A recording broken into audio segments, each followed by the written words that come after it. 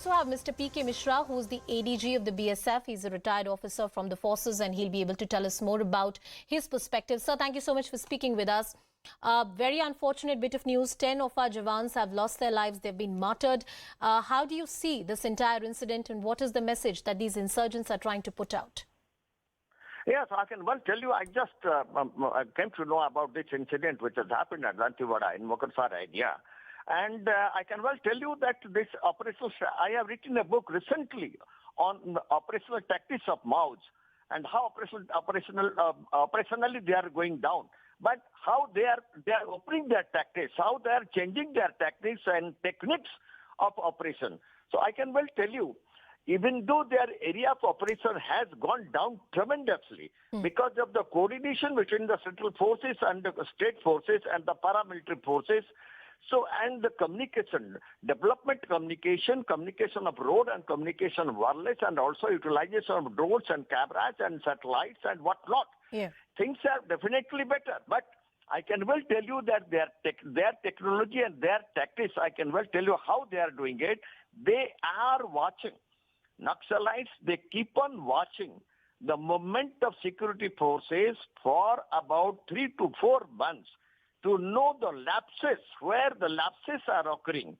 And exactly there are 2 places when they will remain mom totally, they will remain quiet, and for 3 months they will keep watching your forces, how they are operating in those areas. Sir, I'm trying to simplify the vast reserve of knowledge that you have, since you've written a book on this subject. I want to focus on one point. You said that the area under the Maoist control, especially in Chhattisgarh and in other states as well, has significantly gone down. Dantewada has been worst affected by this, but in the recent past, multiple villages of Dantewada have also been made the green zones, no more the red zones. Which are the areas which continue to remain under the effect of these insurgents or Maoists?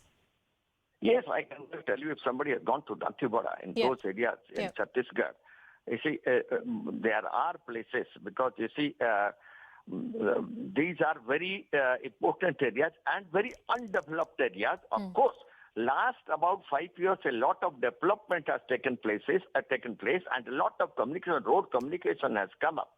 And it is still going on.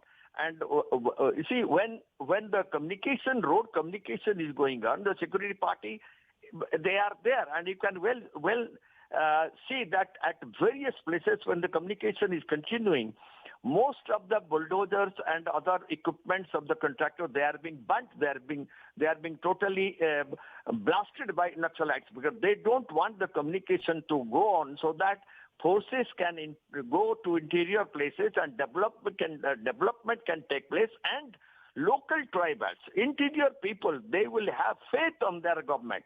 That is what they don't like it. So Dantewada has a lot of development, but yet there are places, I can tell you, in Surrender and the Dandakaran area, lot of other areas are still there in red zone, and they have to, the best solution will be, even I have written in that book, better to open a headquarter, a divisional headquarter inside Surrender and one more inside Dandakaran, with communication facilities and helicopter helipad facilities, so that once your headquarter is there and your battalions are located, reserve battalions are located, it is easier to operate from there. So our reserve division 2023 is going to be a very important year for Chhattisgarh. There are elections, there are heightened political activities.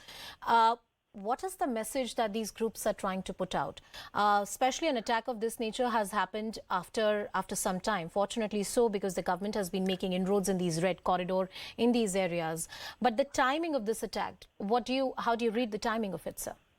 Yes, I think I don't want to comment whether it is politicalized or not, but my mouth is shut because I don't want to speak on this particular aspect. But it is okay.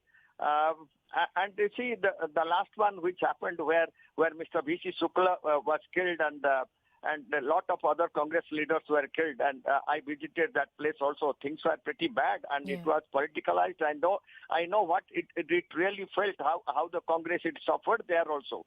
So anything is possible, because during politics, a lot of things can happen. So, But this is not the way. so far, the state and the union government have been politically and from the administrative point of view, have shown a cohesion, and they have worked together on this issue. There's a call that went from the Union Home Minister as well to Chhattisgarh Chief Minister, and the Union Home Ministry has assured all kind of help to the state government to combat the situation on the ground if there is anything additional that is required. As far as the coordination between the two is concerned, how significant that has been in bringing down these areas under the Red Corridor?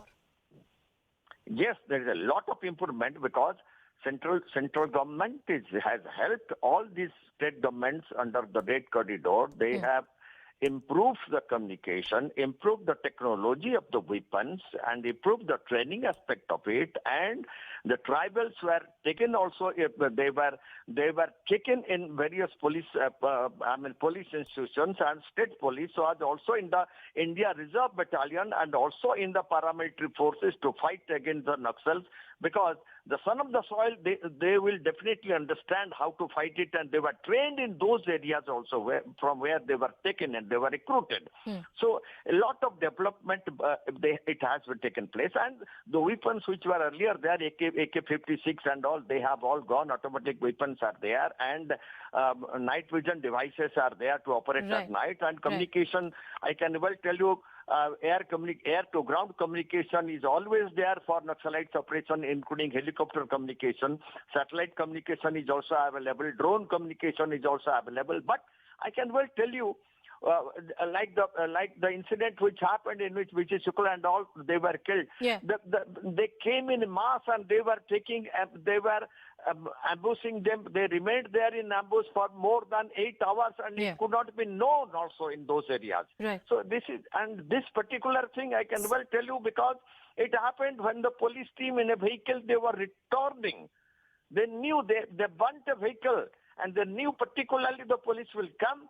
The party will come. It was not too long ago. I am reading a report of 25th of March 2023. When you had Home Minister Amit Shah, who oversaw the sustained security crackdown against the left-wing extremism, and he reached the Naxal-hit Basta district of Chhattisgarh. He visited a CRPF camp that was set up there. There was also a visit to a healthcare center, a school, and this was a statement of sort that was made by the Home Minister that whether it's Sukma, whether it's Jagdalpur or different Bastar areas of Chhattisgarh, the government is confident of the moves that it's making. And in just about a month, we see an attack of this nature really happening. So I'm trying to understand the timing of it, the dynamics behind it, and what more perhaps the government and security agencies can do. 10 of our Jawans have lost their lives, unfortunately.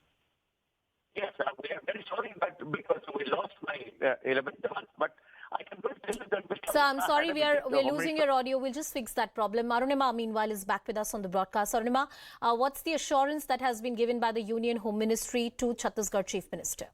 Well, the Union Home Minister himself dialed the State Chief Minister Bhupesh Baghel, and in that Union Home Minister Amit Shah told him, first he took a brief about what really the situation on ground was.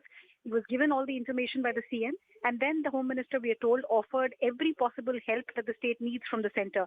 If there are choppers that are required, if there are paramilitary forces that are required to aid the anti-Naxal operation, all of that the center has assured. 2-3 things which are now clear after speaking to people on the ground, that there was intelligence available of Naxal presence in Aranpur. It was based on that intelligence that this truck, Tata 407 is the vehicle that we are being described. It's a mini truck, that carried about 10 DRG personnel and 1 driver.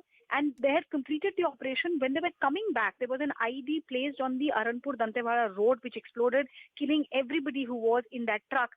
Initial numbers seem to suggest that the casualty numbers could be high, but we're just going with what police is telling us at the moment, which is 10 DRG personnel and 1 driver killed, all those who were in that truck.